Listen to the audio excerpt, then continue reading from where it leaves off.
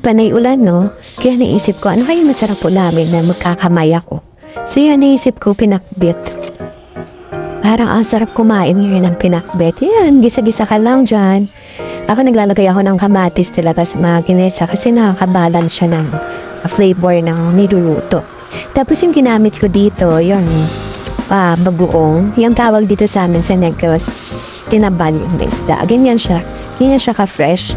Tapos yun, yung binili ko na gulay na yan, nakabalot na siya na ganyan.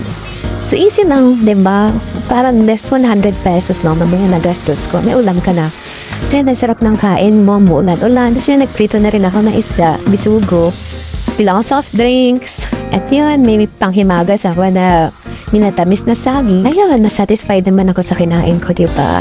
After a long day ng pagod, kumain ka. Yan na, bye!